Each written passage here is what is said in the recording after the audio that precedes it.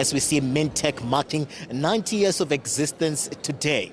We see them gathering at the Sandton Convention Centre. Minister Gwede Mantashe delivering a keynote address here, reflecting on those interventions within the sector, looking at ensuring that at least the country get to capitalize and the economy get the best out of where we find ourselves now. So areas that have been spoken of here would be your critical minerals. How do we capitalize on that? Issues of areas of beneficiation as well, policy interventions. How do we deal with the zamazamas? How do we ensure that at least these minerals also come through for the men and women on the ground that are staying in these communities where there are mines? I'm going to bring into the conversation now Herman, who will just give us a sense of his presentation. Herman, you just stepped off the podium and you were just giving us a sense of the work that you guys are doing at DMT, and also looking at the issues of the closures of some of these mines and looking at the future where the critical minerals are concerned. Welcome to the SABC. The future, according to what we're hearing here, is bright if we capitalize and tap into that economy, the critical minerals economy.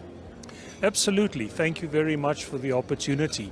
We as DMT have been involved with the critical minerals markets and research over the past 2 years, specifically on a program funded by the EU, but more recently by the GIZ within South Africa, looking at critical mineral resources in South Africa and especially where they're likely to develop. Now, at the same time, as we talk about their development, we have to think about how those mines will eventually close.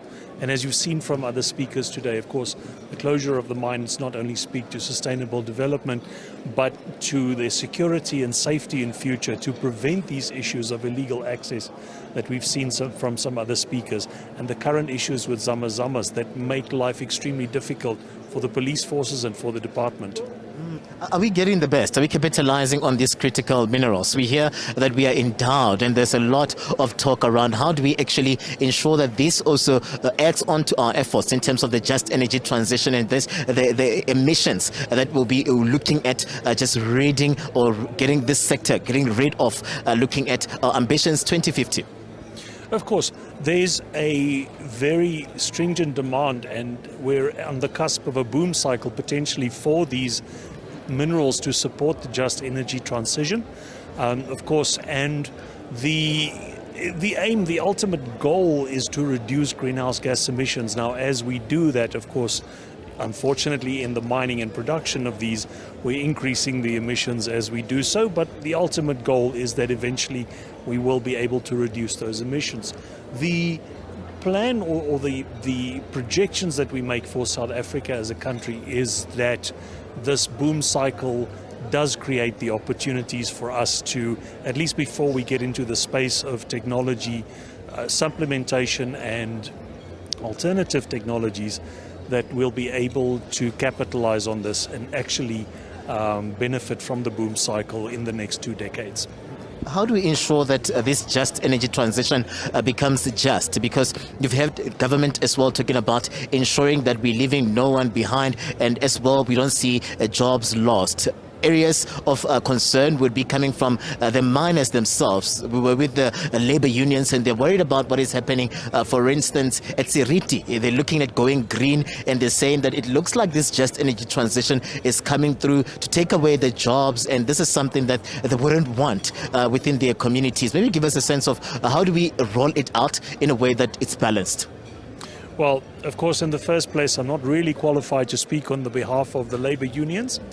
But having said that, I think there's also a capacity to adapt and to change. It's always been the strength of the human race.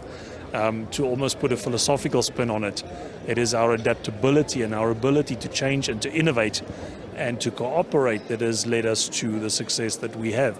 Having said that, also the changes are likely to bring about new markets and new sort of peripheral industries that will support the new energy technologies and the new energy economy.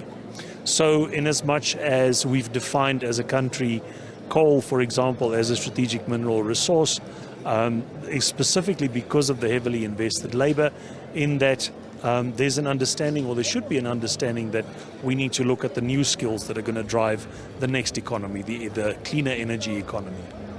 And just before we let you go here, Herman, looking and hearing all of these things that have been said from the morning going into the afternoon, what does the future look like of this sector? Are you optimistic looking at all of these interventions, various of these sectors under the same umbrella, and today also marking 90 years of Mintek? That's a milestone. Indeed, and Mintek has played an instrumental role over the decades in unlocking South Africa's mineral potential.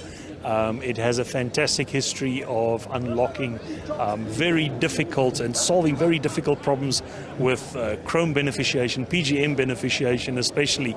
South Africa's PGM industry wouldn't be anywhere near where it is if it wasn't for fantastic innovations made in Mintek. And it's exactly organizations like that that make it possible to step boldly into the future.